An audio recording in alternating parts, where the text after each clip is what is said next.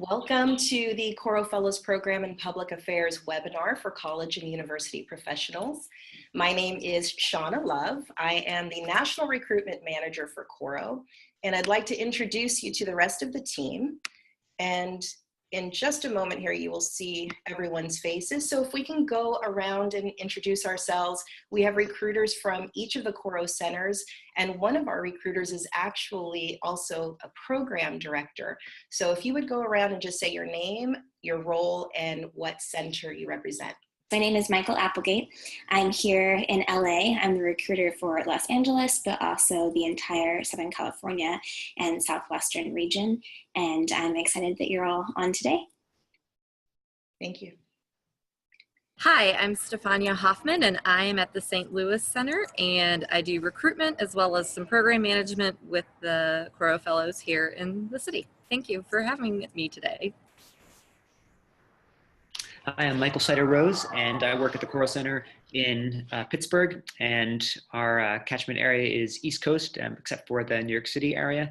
And in addition to helping out with some recruitment this year, I also train the Fellows Program in Pittsburgh. I'm Gina Femia. I'm the recruiter for New York City. We don't have a catchment area. We accept anybody who's interested in the fellowship, as long as they are also interested in learning more about New York City, as well as perhaps potentially creating a career for themselves in New York City. I'm just going to draw our attention to the agenda for today.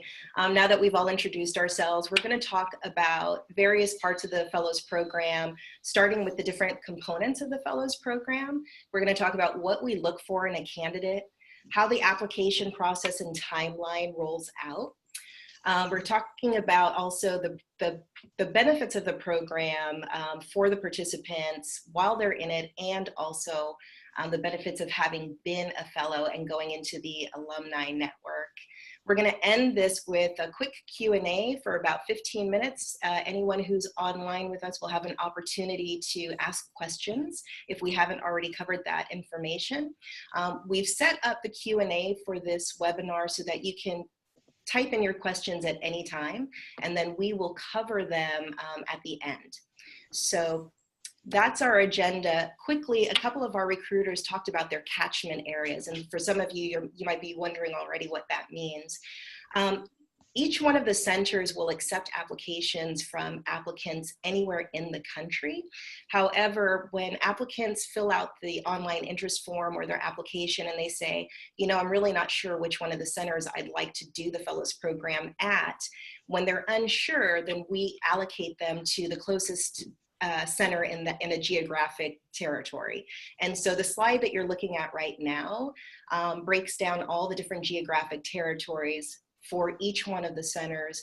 It also shows which one of us is a recruiter for which center, and it has our contact information.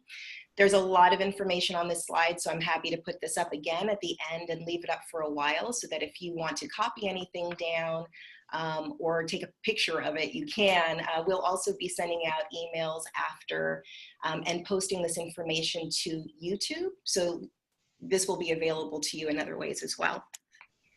So having shown that, we are just going to go back to the start of our webinar here. And so to give you an overview of the program, the Coro Fellows Program is a 9-month-long program. It runs from September through May, and it culminates in a graduation ceremony in May. During that 9 months, it is a full-time program, meaning 40 plus hours a week.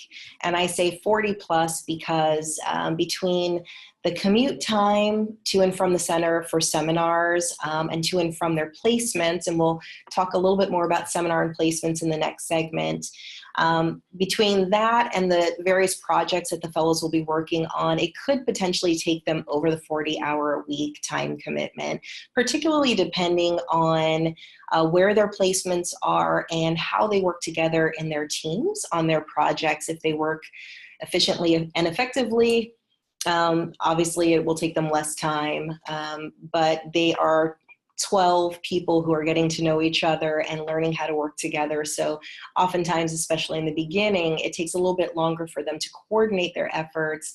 And we certainly guide them and teach them how to build team dynamics and group norms and things like that. But it could take a little bit longer in the beginning for them to sort through those things and to get into a flow. So 40 plus hours a week, 9 months long for the program. I want to talk a little bit about tuition and stipend, because that's usually what people want to know right up front. And they want to know that because they want to know if it's going to be feasible for them to participate in this program. And so it's important for potential candidates to know that there is a tuition. Almost every center charges a tuition, and there's a slight variance in the amount of tuition from one center to the other. Anywhere from like $3,000 to $3,500 is basically the range there. And most centers also offer a need-based tuition reduction or scholarship. The selection of our candidates for the cohort is need blind. So we don't take financial need into consideration when we're selecting our candidates for the next cohort. But we do look at that after we've chosen who we're going to invite in order to see what's available and who's in need. So a need-based tuition reduction or scholarship. And then there's also most centers offer a need-based stipend. And that stipend also varies from center to center. So this is information that we encourage each of our potential candidates to follow up with the recruiter from each one of the centers to see what's available and what the parameters and restrictions and that sort of thing are around tuition and stipends. So the reason why we wanted to address that right up front in this webinar is because oftentimes people will automatically look at the fact that this is a 9-month commitment and that it's full time, and they think, wow, I can't do anything else. How am I going to earn a living? I can't go 9 months without any income. And then they self-eliminate early in the process before they get far enough along to find out that there are some options available to them that could make it financially feasible. So we want to make sure that all of our potential candidates are aware of that. It is not advised by Coro that our fellows engage in any other outside activities beyond the fellows program. And the reason is because the program is such an intense and rigorous program. It really will demand a lot from them. However, we have had fellows who, in their limited downtime, have had the need or the desire to earn some additional income during the course of the fellowship program, and they have chosen to do ad hoc work assignments such as babysitting or dog walking or a car for hire service such as Uber or Lyft. And that is certainly not consistent income because of their schedule, but it is a way that fellows can earn some money on the side while they're in this program, as long as it doesn't interfere with their participation in the program. Now, we are very well aware that the stipend that we offer does not cover the full cost of living for our fellows. We offer the most that we can and know that it falls short. It is intended to mitigate the cost of living, not to cover it completely, which is why we do leave that opportunity open for fellows if they want to or need to work some ad hoc work assignments, as long as, again, it doesn't interfere with their participation in the program and their commitment to their cohort. So having gone over that, I would like to go into more of the program components, which are the exciting part of the program, those elements that make this a once-in-a-lifetime unique opportunity. And for that, I'm going to turn it over to Michael Sider-Rose, who is the program director for Pittsburgh, and he's also the recruiter there as well. So I'll say a word about the program itself and the different components. The way in which I want to frame this is that we approach the fellowship with a few premises, right? The first premise is that in our civic life today, we believe we are facing some deep, daunting challenges. And when we face those challenges, the second part of the premise is we're not always stellar in the work that we're doing, right? That when we face these challenges, we discover that maybe we are not talking to the right people. Maybe we are locked in conflict that is unproductive. Maybe we are not having a clear way of moving forward on the issue when we get stuck, right? Whatever the challenge is, it seems to be the case that in many of our important civic issues, we seem to be stuck. We seem to be locked in ways that are not moving us forward. The third premise is that there are some people out there who are able to address those kind of challenges more effectively than others. There are some folks that are able to move forward and make progress on some of those challenges that we face. And those people who can, we believe, are exercising effective leadership. The last premise is that we believe you can learn leadership, that you can teach leadership. It is not something that is simply a quality that one is born with or not born with, right? And that's the endeavor that we are involved in, trying to do the work of teaching leadership and with our participants, having our participants learn the work of leadership and not just learn it in their heads, right? But actually become better leaders. It's not enough to understand leadership better, but rather to become a better leader. So it's a very holistic endeavor. Because it's a holistic endeavor, because it is about an act of becoming a better leader, our work is, our approach is very much experiential learning, right? And so we use the cities in which we are embedded as our classroom, right? And so each of the components that I'll mention just very briefly are all a part of that experiential learning approach. So first, placements. Fellows work 4 days a week in placements, and those are in different sectors, right? And that's by design, right? That the goal is to introduce fellows to a cross sector approach to addressing challenges, right? And so if people get some visceral experience in for-profit, in nonprofit, in government, right? If they have experience in media, in a campaign, if they have experience, working in a foundation, right? That all of these experiences are important, right? To bring to the daunting challenges that we face in the civic arena. The placements are ones where fellows are given real responsibility, right? Where they operate in a consulting manner in which they're looking at the context in which they're placed, and then quickly trying to understand how they can plug in, make a significant contribution to that context, to that organization. As part of this work, right, this experiential work, what we try to do is connect the fellows and encourage them to make connections to a wide range of folks throughout whatever city they're based in. And a very important part of that is numerous interviews that fellows conduct. And those interviews are so important because a fundamental move of leadership is being able to understand whatever issue one is facing from a variety of perspectives. And how do you do that? Well, you do that through effective inquiry, right? If you can learn the practice of figuring out how to ask very powerful questions, if you can learn the practice of analyzing situation and getting a variety of perspectives, that gives you so much more freedom then when you are engaging in whatever exercise requires your leadership, right? So there are interviews throughout the fellowship. Another way in which we engage fellows in real life, very tangible learning is through focus weeks. So we'll take a particular issue, right? Whether that be water policy or agriculture or something to do with media, right? Whether it is something specific to a particular neighborhood in the city in which we're based, we'll analyze that issue again from as many different perspectives as possible.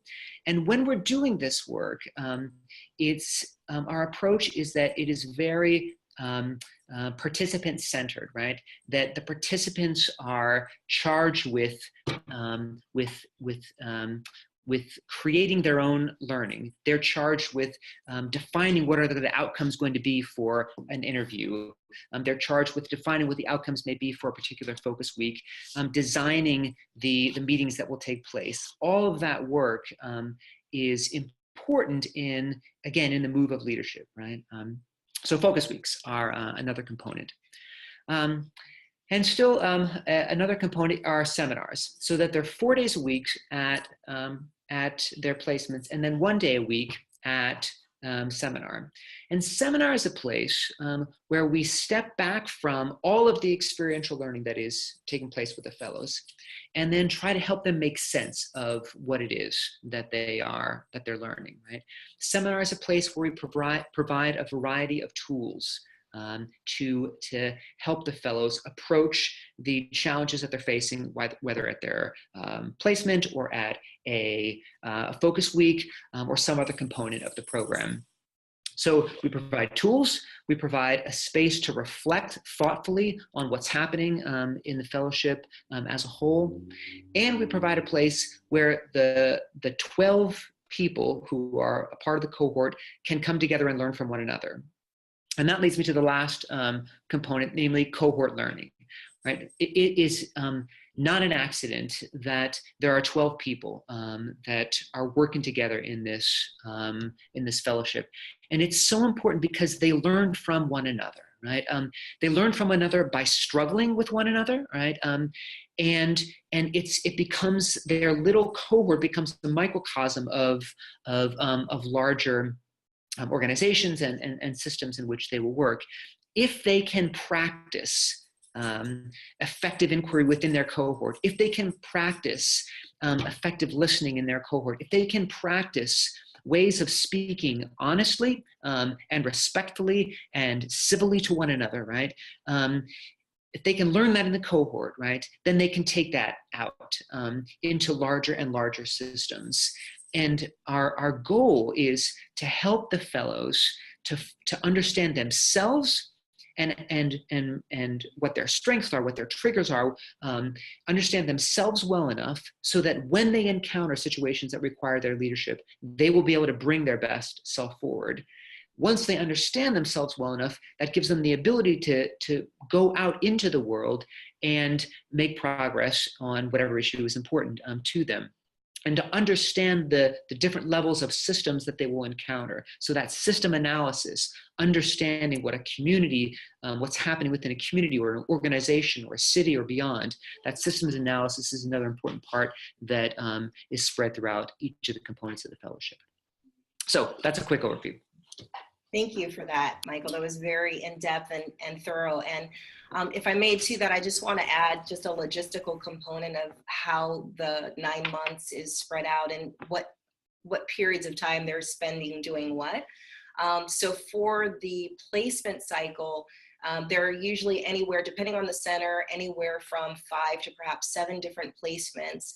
They run across a spectrum of different sectors, and that rotational model was designed after the model that doctors usually undergo, where they have rotation to learn different specialties in different parts of the human body. And so Coro, as Michael said, this fellowship program is very comprehensive and very in-depth, and it speaks to the developing the whole individual.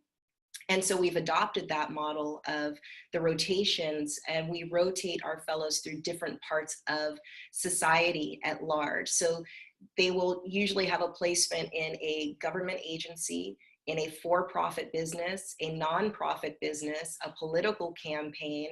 They may have other placements depending on the program director in the year. They may have placements in labor or in media or in some other industry or sector, so that they can get a broad spectrum view of what the different components of societies what the different components of society are, and how they intersect with one another, how they work together to create the world that we live in, and also to understand on a deeper level what the needs and priorities and initiatives are from a sector perspective.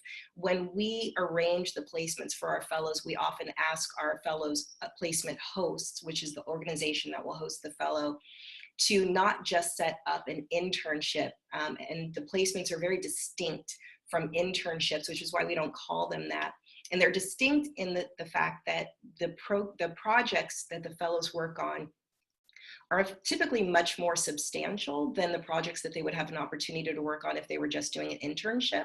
Oftentimes with internships, students or fellows are kind of, given a cubicle and a desk, and they're given a set of tasks, and they're kind of like pushed over to the side, and they have a very discrete scope of work and responsibility. Whereas with the placements, we ask our placement host to give them really engaging, challenging, and rewarding projects that not only serve the benefit of the fellows for their growth, personal and professional growth, but also adds value to the organization. So that way, when they finish the program and they are going out into the world and seeking employment or looking for their next steps, they have things that they can put on their resume that are really significant, and they actually had a real growth experience from those placements. We also ask our placement hosts to be more like mentors and to be very inclusive with our fellows, to invite them to meetings that they may not have otherwise been invited to introduce them to stakeholders within their network, to introduce them to senior leaders within their organization, so they get that access and exposure, and so that they really understand the sector as a whole through the lens of that organization, as well as understanding how, the internal workings and systems of that organization. So the placements run anywhere from 3 to 6 weeks, and they are dispersed throughout the 9 months of the program. Fellows are in their placements Monday through Thursday full-time, according to whatever the host organization, their business hours are, whether it's an 8 to 6 or a 9 to 5 or what have you. Then they are in seminar Tuesday nights and all day Friday. And then when they're not in placements, that is when they have their focus weeks. And there's usually anywhere from 3 to 5 focus weeks per program year, depending on the center and the program director. And so it's important just to kind of know logistically what that looks like, and that's how their week is filled Monday through Friday, and how their 9-month program period is filled. So I just want to make sure you had sort of a picture of what that looked like on a day-to-day. And Michael, was there anything else that you would like to add on this section? Nope, that's it. That's it? Okay, great. Thank you so much. And so the next logical sequence we figured you might be asking at this point is, okay, well, what do you look for in a candidate? Who would make a great fellow? And if you were going to invite one of your students or one of your colleagues to apply, how would you know if they're a good fit? So at this point, I'm going to turn it over to Stefania Hoffman in St. Louis and ask her to talk a little bit about what we look for in a prospective candidate. Yeah, thanks so much. So just to let you all know, Coro seeks bright, self-initiating individuals who are committed to ethical and effective leadership. So we're looking for a variety of people who are passionate about being change makers in different roles and organizations within their communities and within the city that they're in during their Coro year. We are seeking people who are committed to sharing and challenging themselves with others in their cohort and have the ability to work within a diverse group. Coro also looks for commitment to public service, flexibility, and intellectual curiosity. We want people who would like an all-in, experiential, immersive program where doing projects like planning community events or working on a campaign or helping restructuring a city's budget is something that will excite and motivate them. And we also are looking for those who will then take their more fully developed selves after their Coro year and forge the next step to becoming the next generation of leaders in our communities. Fellows come from all academic disciplines, careers, ethnic and socioeconomic backgrounds, and they could either be completing their undergraduate degree or mid-career professionals. Diversity is highly valued at Coro, and it's central to the work that we do. Our intention is to assemble cohorts that represent the world we live in, and knowing that a variety of perspectives and identities enrich the experience for everyone involved. And because of this, we factor in a spectrum of diversity measures like academic background, field of employment, political ideology, race and ethnic identification, age, life experiences, and so on, into our recruitment and selection processes. So that's kind of in a nutshell what we are looking for our Coro Fellows. Yes. And to that, thank you, Stefania, for that. And to that, I would just add, we also really look for individuals who can be authentic. And what that means is, we look for character, of course, we look for competency. Of course, we do want, the best and the brightest. However, what sets fellows apart in our selection process are those people who are really open-minded and eager to learn, and they're able to be their authentic self.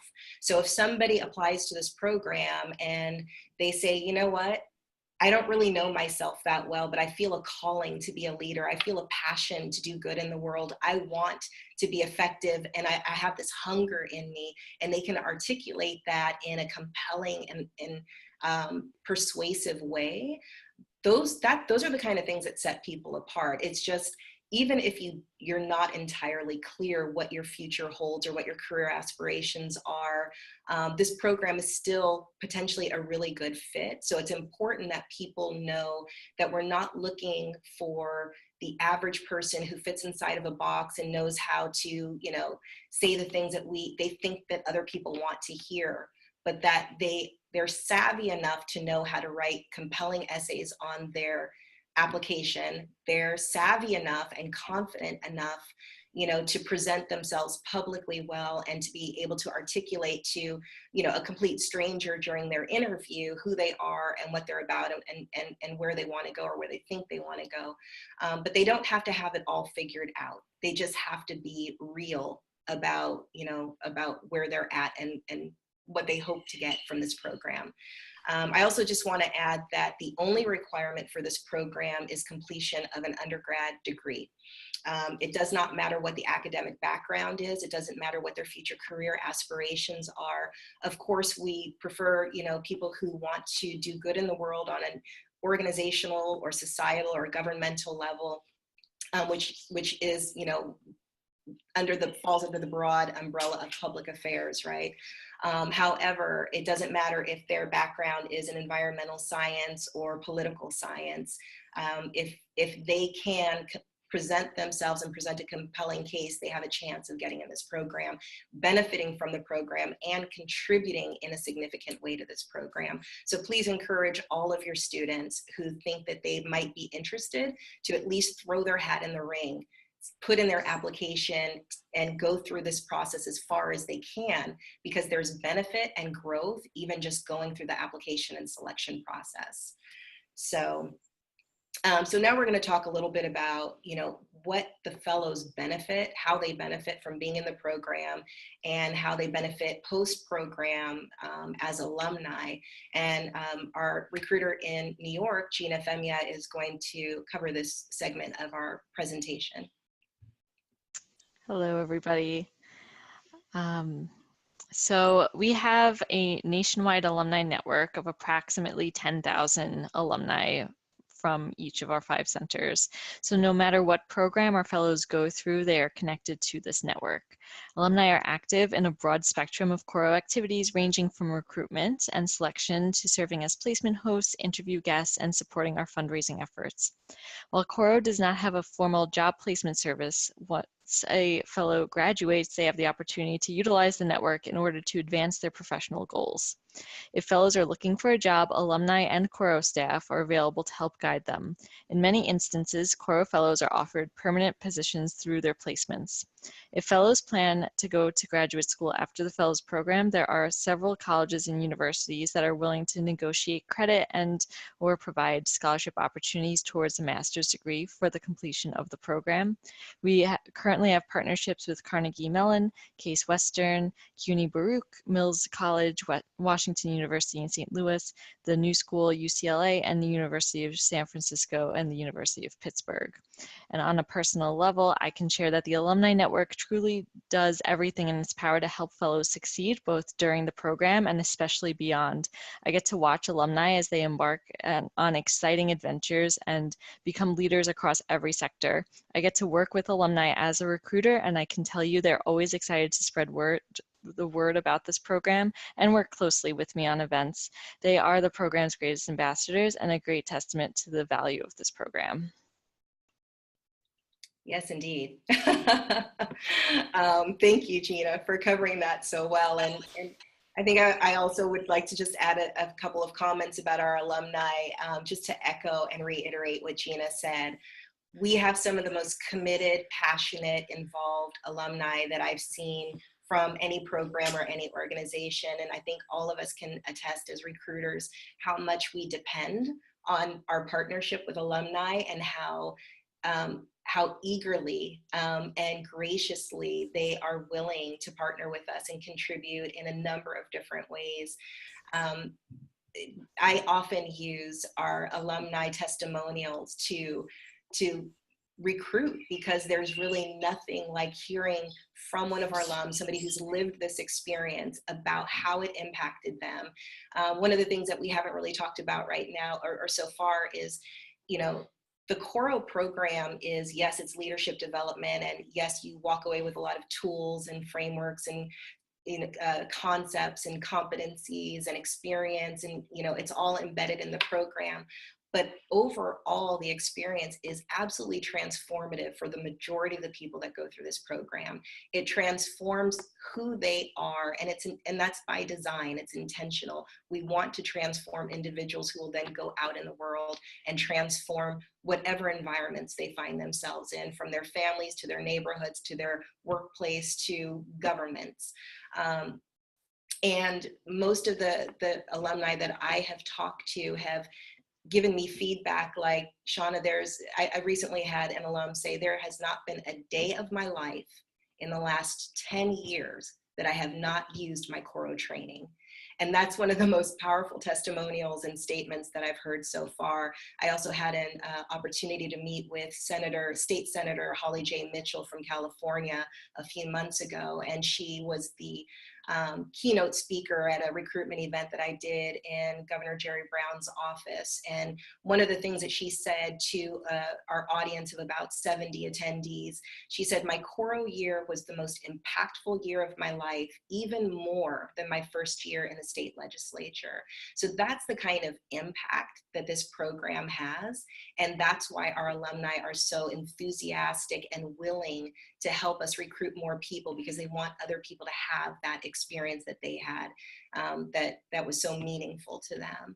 So when our new cohorts come in and do their 9 months and then graduate and go on to be alumni, that's the cadre of the community that they're joining, is this 10,000 strong alumni network that is, they have a common bond, and they have a common language in which to relate to one another, and they have a willingness to connect with other alums because they know how special that experience is of the Coro Fellow year. So thank you.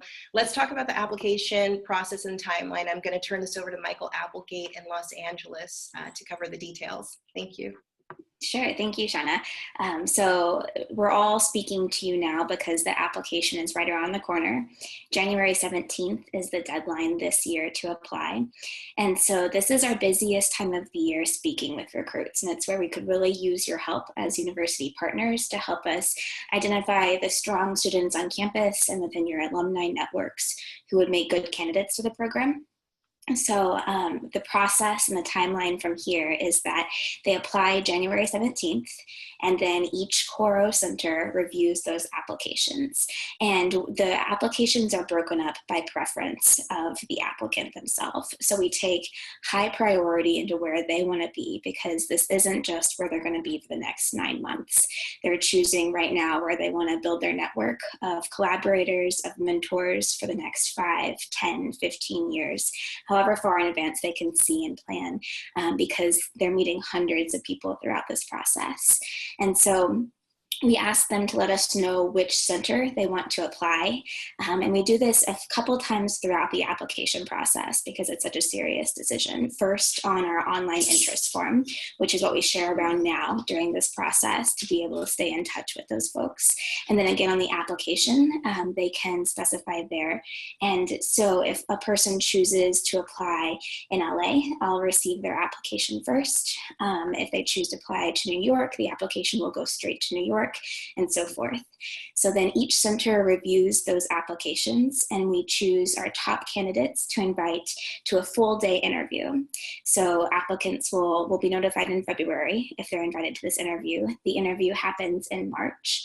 It's a full day where they get to know Coro folks better, we get to know them much better. And then from there, we choose our top candidates for the program.